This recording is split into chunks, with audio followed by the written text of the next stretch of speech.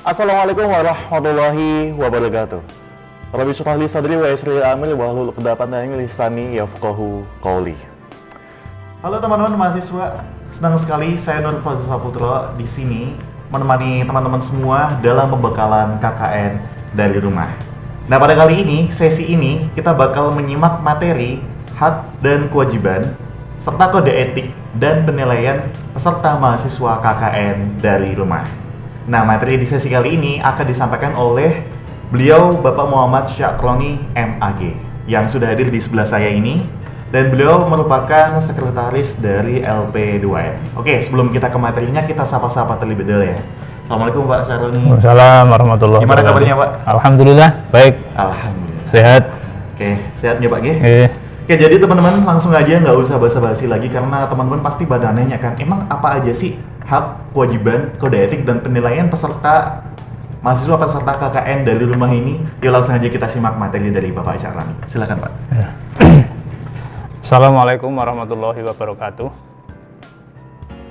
Yang saya hormati Bapak Ketua LP2M UIN Wali Songo Semarang, Bapak Ibu Kapus di LP2M UIN Wali Songo Semarang, teman-teman mahasiswa peserta KKN reguler dari rumah ke-77 tahun 2021 yang saya hormati dan saya banggakan, Mas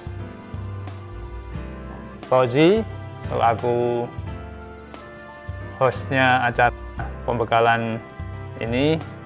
Pertama, marilah kita bersama-sama bersyukur kepada Allah Subhanahu wa taala sampai hari ini, sampai saat ini kita masih diberi kesempatan untuk melanjutkan proses belajar kita dan sudah sampai pada tahap kuliah kerja nyata. Ini sebentar lagi akan lulus dari UIN Wali Songo Semarang. Nah, kesempatan hari ini saya akan menyampaikan sebagaimana disampaikan Mas Fauzi tadi, ada beberapa hak, kewajiban, kode etik yang harus dipenuhi oleh mahasiswa, termasuk bagaimana penilaiannya. Jadi KKN itu kan sama dengan mata kuliah lain. Jadi mata kuliah yang nanti pembelajarannya di masyarakat. Maka tentu ada penilaiannya. Namun sebelum penilaian, prosesnya mulai dari awal akan saya sampaikan sesungguhnya hak dan kewajiban peserta KKN itu apa. Nah, ini yang pertama, peserta KKN akan mendapatkan atribut KKN. Ini bisa dilihat Mas Fauzi sudah memakai. Ini salah satunya. Yang lain adalah topi dan kaos untuk kegiatan di lapangan. Itu satu paket. Kemudian yang kedua, mahasiswa yang KKN itu sebelum terjun ke masyarakat berhak mendapatkan pembekalan. Apa sih pembekalan? Yaitu pengetahuan-pengetahuan yang diterima oleh mahasiswa sebagai bekal nanti terjun di masyarakat. Itu haknya. Itu haknya. Harus diberikan. Oh, siap. Kemudian yang ketiga, mendapatkan bimbingan dari dosen DPL. Ini juga hak. Jadi nanti kita akan membagi sekian kelompok itu masing-masing siapa DPL-nya. Nah, bimbingan dari DPL itu juga hak untuk mahasiswa. Gunakan semaksimal mungkin karena itu hak. Jangan sampai disia-siakan. Kemudian yang keempat, mendapatkan fasilitas lain yang berlaku sesuai ketentuan. Apa itu? Di KKN kita ini ada yang namanya bantuan. Bantuan itu ada yang bantuan per kelompok, ada bantuan yang sifatnya kompetitif. Nah, nanti di proses perjalanan KKN akan diumumkan siapa yang berminat mengikuti program kompetitif unggulan. Silakan programnya dibikin yang bagus untuk meyakinkan bahwa ini loh unggulan kita yang layak untuk dibiayai. Oh, bantuan berarti bantuan di bidang pendanaan? Iya, nanti berlomba-lomba. Nah, siapa yang bagus nanti kita seleksi. Jadi yang programnya bagus nanti didanai oleh Iya, ya, ya, ada program itu. Nah, itu hak juga. Hak juga. Ya. Nah, kalau sudah bicara hak, tentu ada yang harus dilakukan oleh peserta ya. Kewajiban. Kewajibannya apa? Satu, ini terkait dengan kelembagaan, Oke. yaitu menjunjung tinggi, menghormati, menjaga nama baik alma mater UIN selama proses pelaksanaan KKN. Ini nama baik. Kalau kemudian sedikit saja kita melakukan kesalahan dan menjadi bagian dari mengurangi kehormatan dan nama baik, itu jangan sampai dilakukan.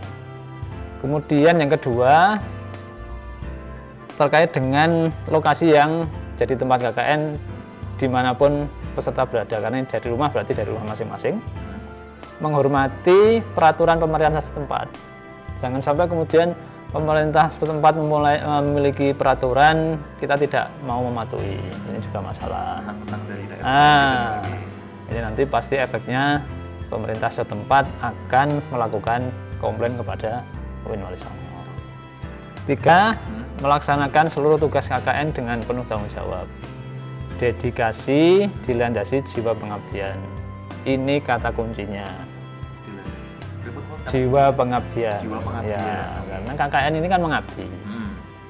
Apapun bentuknya, apapun skemanya, baik dari rumah maupun yang biasa itu sama-sama mengabdi. Mengabdi pokoknya. Ya, Kata kuncinya mengabdi. ini yang harus ditanamkan di dada, di hati, di pikiran teman-teman KKN.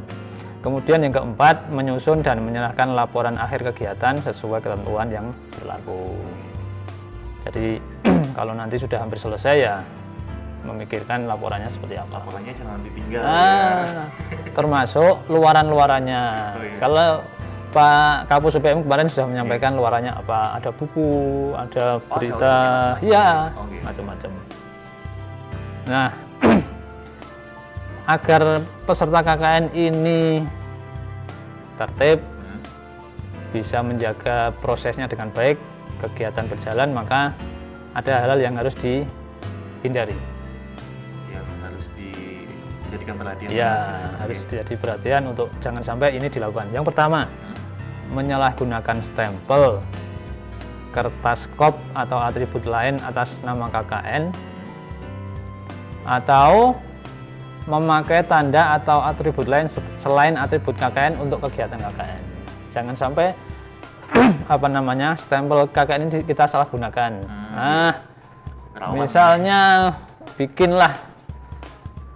Misalnya mahasiswa membuat semacam proposal misalnya, tapi memakai stempel KKN, padahal bukan untuk KKN. Ini larangan. Itu nggak boleh. Ya. Teman-teman. Kemudian yang kedua, mencari bantuan dana tanpa sepengetahuan DPL. Tanpa sepengetahuan. Ya, itu tidak boleh. Apapun yang dilakukan, DPL harus mengetahui. Termasuk yang pendanaan itu Iya, sumbernya dari iya, mana, iya. terus dialokasikan kemana. Gitu. Karena begini, orang yang akan membantu pasti akan bertanya, ini programnya apa, kegiatannya seperti apa, dan lain-lain. Iya, terus gitu. karena ini KKN, DPL tahu apa enggak? Kalau DPL tahu, artinya tanggung jawab pelaksanaannya pasti baik. Ya. Yang ketiga, melaksanakan fungsi lain seperti fungsi sebagai wartawan, pengurus ormas, pengurus orpol, organisasi politik, itu juga tidak boleh. KKN adalah KKN. KKN adalah KKN. Ya. Nggak boleh ada yang lain-lain. Nah, gitu, itu dia. Oke. Oke. Selanjutnya ada apa lagi, Pak, yang terkait yang larangan yang nggak boleh dilakuin selama Oke, ini KKN? masih ada. Masih ada. Melaksanakan kegiatan politik praktis. Ini biasanya kalau di satu tempat ada pemilihan kepala desa misalnya, atau pemilihan legislatif misalnya, pas bareng dengan KKN. Hindari untuk masuk ke sana. Kemudian 5, mengeluarkan ucapan atau melakukan tindakan yang dapat merusak nama baik tim KKN dan UIN Wali Songo.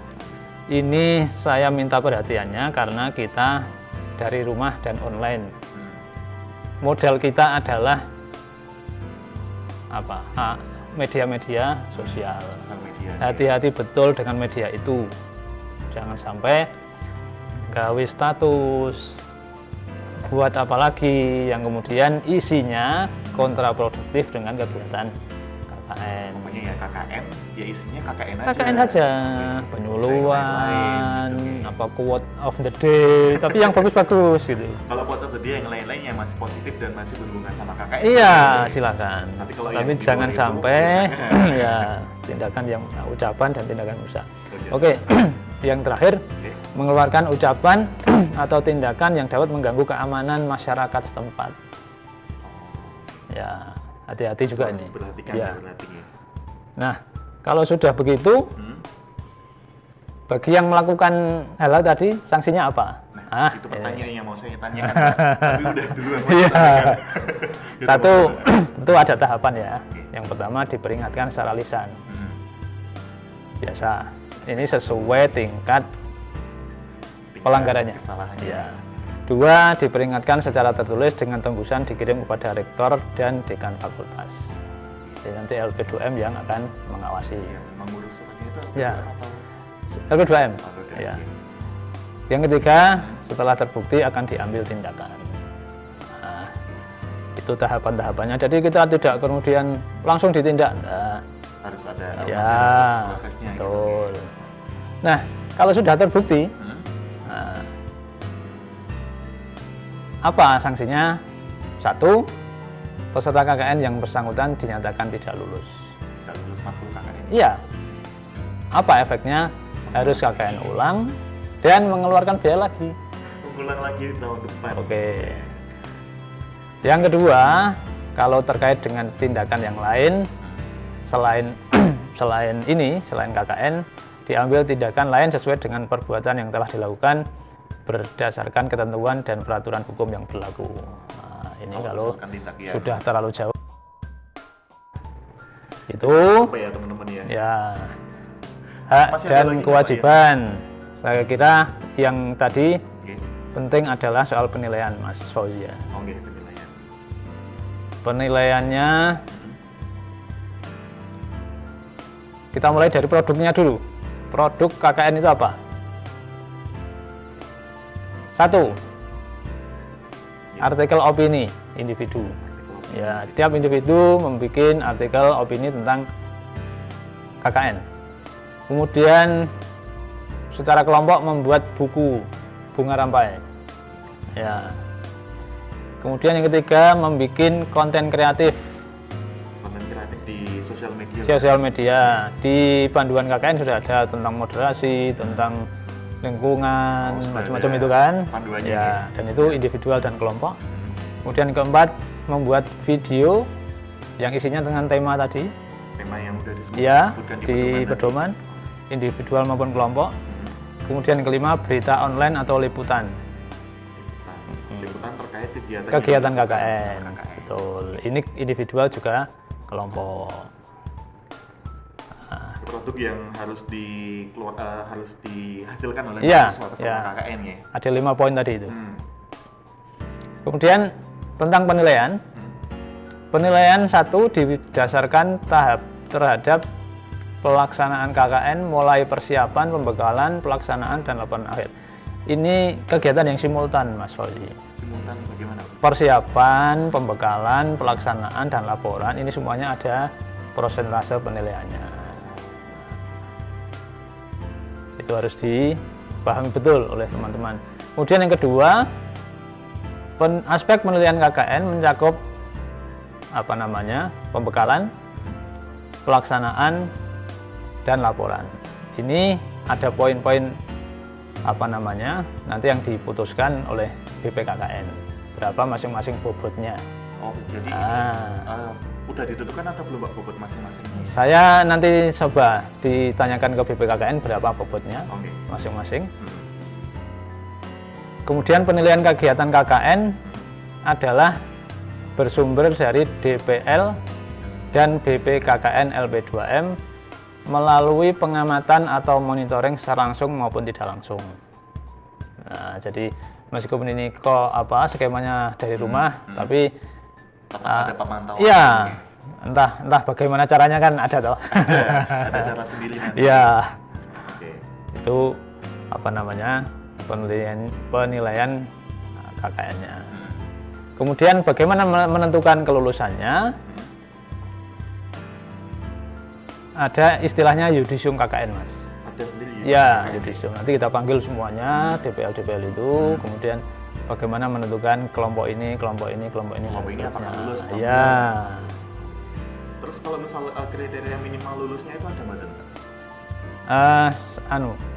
Atau nanti Saya ini satu poin dulu. Yudisium dilakukan berdasarkan nilai masing-masing peserta KKN yang diusulkan oleh DPL. Jadi DPL nanti mengusulkan per individu. Si A nilainya sekian, sekian, sekian, sekian. Per individu tetap ada nilainya. Ya, bukan ada. secara kolektif, secara kelompok. Ada per individu. Yaitu presensi selama kegiatan KKN. Maka teman-teman saya harap presensi kegiatan harian yang di e-learning itu silakan Tetap diisi. diisi. Meskipun KKN. Jangan sampai diisi. E-learning KKN kan ada. Ya. Jangan sampai lupa ngisi Ya. KKN gitu ya teman-teman ya. Kemudian pertimbangan lain menurut keputusan sidang yudisium. Pertimbangan lain itu apa? Misalnya DPL memberikan catatan si A ini nilainya begini begini tapi nah, tapinya itu yang nggak enak. Tapi Biasanya kalau ada yang depannya bagus ada tapi belakangnya kurang enak, itu gimana? biasanya pertimbangan lain. Oh gitu. Ya. Oke, saya kira itu Mas Fauzi. Hak, kewajiban, kode etik, dan kemudian penilaian KKN reguler 77 dari rumah. Oke teman-teman, tadi udah disebutkan secara lengkap banget sama Pak Syahroni mengenai kode etik, penilaian, hak, dan juga kewajiban dari mahasiswa peserta KKN. Jadi kalau misal emang belum dicatat, di-rewind aja videonya, nanti dicatat dari awal karena ini emang penting banget. Dan seperti yang dibilang Pak Syahroni, kan kalau misal emang KKN ini nggak berhasil dan nggak lulus, ya konsekuensinya ngulang lagi ya Pak ya? Betul, Masa betul. ngulang lagi tahun depan, nggak lulus-lulus dong ya? Kapan lulusnya? Iya makanya. Oke, terima kasih Pak Syahroni untuk penyampaian. Sama-sama. Dan juga teman-teman untuk pembekalan ini, sesi ini udah cukup sekian. Dan sekali lagi kalau misalnya ada yang belum jelas, di rewind lagi aja karena tadi penyampaian dari Pak Syahroni udah jelas banget nih. Dan pesan aku, stay safe dan juga selamat mengikuti KKN. Oh iya, sebelum ditutup nih Pak Syahroni mungkin ada closing statement dulu Pak buat teman-teman, pesan-pesan dulu Iya. biar semangat KKN-nya gitu Pak. Closing saya hanya satu. Jiwa pengabdian harus diperkuat ketika KKN. Jiwa pengabdian harus diperkuat Iya. selama KKN. Oke, itu udah kata kunci banget Iya, dari Pak iya, Syahroni ya. iya. Oke teman-teman, saya Fanar Fazil Saputra sebagai host pamit undur diri. Terima kasih atas perhatiannya. Bila ada salah kata kami, mohon maaf yang sebesar-besarnya. Wassalamualaikum warahmatullahi wabarakatuh. Waalaikumsalam warahmatullahi wabarakatuh.